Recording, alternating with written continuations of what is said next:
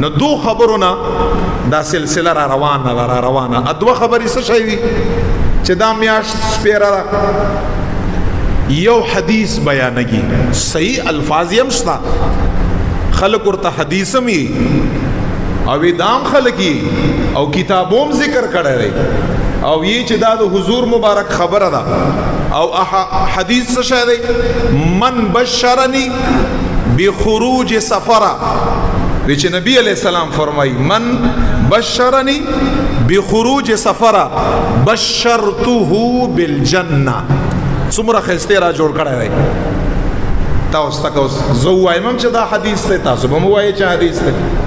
حضور مبارک وی چې فرمای وی چې چا مالا بدی باندې سبحان الله راته نه وایي ها دا حدیث نه دی وایي اور صرف نبی علیہ السلام فرمای وی چې چا مالا خوش خبری راکړه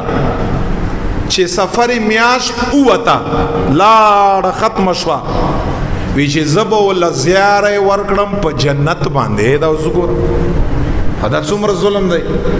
نو خامخ بیا بتم یعنی مطلب دا چې زما د څوک خبر ک چې بس زر دا منحوس میاشت اوتا دا مقصد یې شو چا چې مال زیاره راک به خروج سفره د سفر میاشت په وتو باندې بشرته بالجنه بچاغ انسان لا بزد جنت زیاره ورکوما انا لله وانا الیه راجعون دا حدیث خو لره خبره ده حدیث دور تعلقم ګوره دا بالکل په ذمہداري باندې دا خبر ارته کړم د حضور مبارک د اول حدیث نوخلا تر اخر پورې چې څومره لکاو احادیث ته سینکړو هزارو تعداد کې په هغه ټول ذخیره د احادیثو کې دا حدیث نشته دا یاد لرئ دا بالکل منګړت یو حدیثي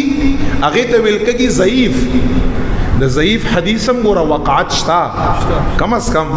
یو مستحب عمل ترې نه ثابتېږي او یو حدیثی موضوعی په عربی کې ورته ویل کېږي موضوعی ما او تا په زبان کې ورته یې منګړت او دا یاد لره نور خو ټیم کم دی دومره محدثینو نامې نشم ورته اخیستی نامې ګرامی شخصیت دی ملا علی قاری الحنفی المتوفى 1014 هجری دا محدث هم دی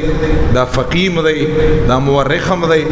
هر عالم دی ثقه انسان دی کلک حنفی او په 1014 هجری کې وفات شوی دی تقریبا 4.5 کال مخکې د تیر دی دنیا تصنیفات یې دي هغه یو کتاب دی بس اوس په دې باندې مشهور دی کتاب الموضوعات باندې هغه کتاب چې ټول منګړت خبرې په کې راجمع کړي چې ګوره په دې باندې او نه غولګي په دې باندې دوکند شي په هغه کتاب کې دا حدیث راخښته حدیث خو نور ته حدیث خو خیر خبره ته نام یو خبر ادا چا به جوړ کړي خو حضور مبارک حدیث نه دی